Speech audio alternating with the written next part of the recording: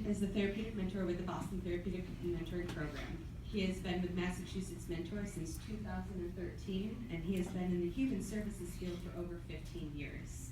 Not only is Adam a compassionate, devoted, and empathetic therapeutic mentor, but he is also an outstanding team leader, family advocate, and peer mentor.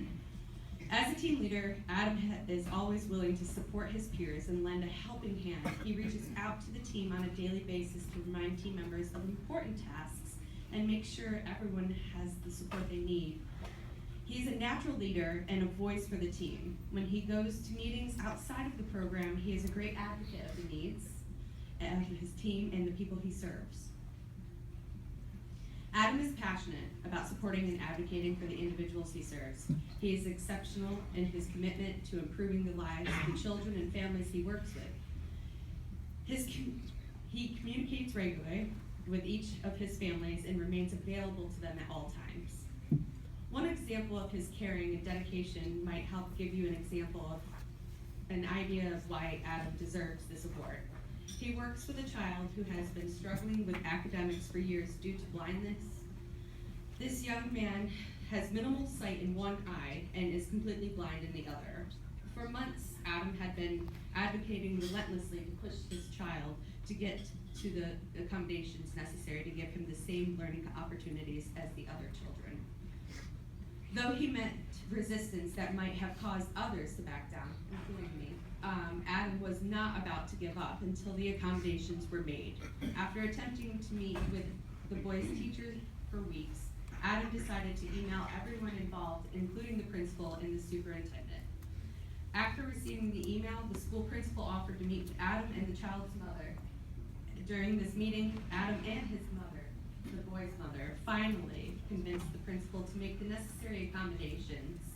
Now, the young man actually enjoys school and has made great strides toward academic improvement. These are just a few examples of Adam's commitment to caring. He is a superstar, and it is an honor to present him with this award.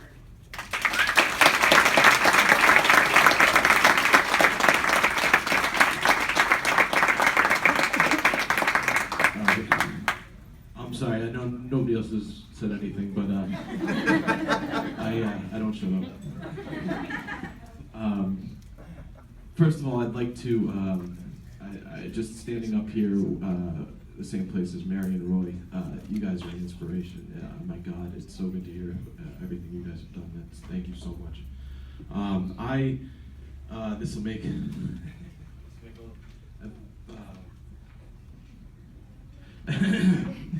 I asked my program director if I'd have to say something today, and she told me that I could if I wanted to. Some people do and some people don't. Obviously, it hasn't happened so far, but so for two reasons, I'm going to take the opportunity to speak. The first of which is that I practice what I preach, and for the last few years, I've told my clients that in order to stay ahead of my battle with anxiety, whenever I'm presented with an opportunity to step outside of my comfort zone, I have to take it. So with shaky hands, here I am, and here I go. The second reason I'm taking this opportunity to talk is I plan on working in direct care as long as my body allows, and while I'm rewarded daily in thousands of ways, this may be the only formal award I ever receive. In the 5,000 plus showers I've taken since high school, and the countless hours I've spent behind the wheel of my car between visits, or the far fewer hours I've spent on various pieces of exercise equipment, my mind has wandered, as most of yours have, or at least I hope they have. In my wandering, I have dominated thousands of fictional arguments against foes that always seem to be a bit nicer in real life. I've saved hundreds of people in various armed standoffs, and I've made more Grammy/Emmy/Nobel Prize acceptance speeches than I could ever recall. These speeches varied quite a bit, but the one thing that came up in every one was the opening statement. There it goes. Thank you so much for this award. I would not be here today if it was not for three incredibly important individuals. My 6th grade English teacher, Leah Sullivan, my 8th grade history teacher, David Smith, and my high school math teacher, Kathy Conley. Sadly, I lost touch with these people shortly after I moved on from their schools, and I've tried desperately to avoid a social media presence. So I'm not sure their favorite recipe for avocado French toast, or let alone whether or not they remember the kid with the stained Grateful Dead t-shirt, a chip on his shoulders, and the potential to make an impact. If it were not for Miss Sullivan, I would not know what I have to say matters, and while it's sometimes tangential and overly fluffed, it's important and should not be held back. If not for Mr. Smith, I would not know that while I'm certainly capable of making mistakes, I can learn from them and I should never back down or settle. If not for Miss Conley, I would not know that I'm capable of using the first two teachers' lessons to help and guide those who need a little push to achieve their goals. For those of us on the front lines, please let this be a lesson that you can not only count your direct student body, caseload, or peer group in your success. Sometimes your lessons, inspirations, and general good nature go far beyond. These three people, and I will try to locate them in the coming days, may feel that they have only touched the kids who sat in their chairs in their classroom. Little do they know that they can also add the 400 plus children I've worked with in residential care and the 80 or so families I've served under the wonderful CPHI umbrella of care to their long list of successes.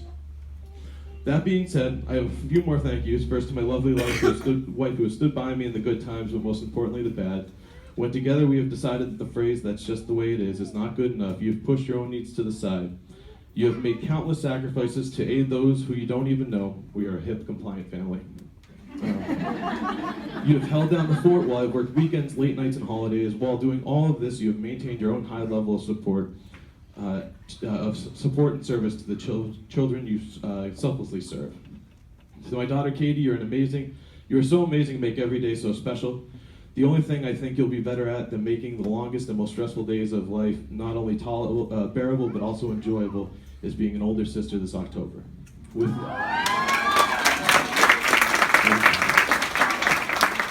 you by their side, I'm confident that they will be able to navigate the turbulent world they're being born into.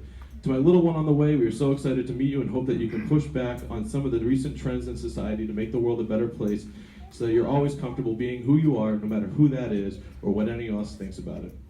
To my parents, thank you for sticking up for me as a kid and showing me the way into this field. I use our childhood traditions and your unconditional love of my clients each day. To my mother-in-law, Mary Jo, thank you for coming from Colorado to support our young family. Your support not only allowed me to work the job that I love, but also makes me who I am. But I've also learned so much about childcare from watching you and Katie. To my program director, Tammy Freitag, I've had many effective bosses and many nice bosses, but I've never had one who walks the line like you. While you challenge us and expect the most from us, you've also cultivated a culture of care that I feel is only matched by the care with which our awesome team gives the amazing and inspiring families we serve each day. Our team is truly amazing, and this award could have easily gone to any of them, aside from Deshaun, who according to him has already won it 4 or 5 times. Last but certainly not least, life on the front line is not easy. It's long days and uncertain schedules, unpaid bills, and overlooked emotions. It's the highest highs flanked by the deepest depths. Whenever you wake up and wonder where you're going to get the strength to push forward, all you have to do is think of who you're serving. I've had the pleasure of serving some of the most amazing children and families from around the city of Boston over the last 15 years. And I've watched them tackle situations that would cause me to cower, crumble, and hide, even though I'm 3 to 4 times their age. It is my job to mentor and lead these children and families through the dangers and pitfalls of life, but I would not be able to do it if I was not able to draw from their strength and poise. Just as my 3 teachers taught me that the answers were inside of me, it's my job to show the kids that it's my job to show the kids that it is inside of them and make it easier for them to let it out. I would like to thank all those I have served and thank for making me the person and father I am today. Thank you to Jake for showing me I could do this. Thank you to Christian for showing me how much I could care for someone other than myself. Thank you to Kenesha for showing me that I was capable of helping girls as well as boys. Thank you for Hunter for showing me the power of facing forward. Thank you to Tyler for showing me the joy of taking a kid to their first game. Thank you for David for showing me the power of patience. Thank you to Still and Justin for showing me that no matter how big and angry the mob is, all you need is yourself and what is right. Thank you to Chris and Patrick for showing me how important our impact can be on lives that are far too short. Thank you to Anderson for showing me that no matter what card you're dealt, with enough courage you can win any hand. And thank you for being the godfather to my daughter. And finally, thank you to my guest this afternoon, Marcus. The letter you sent me earlier this year was the second best thing that happened to me in a year which I found out my family would be expanding.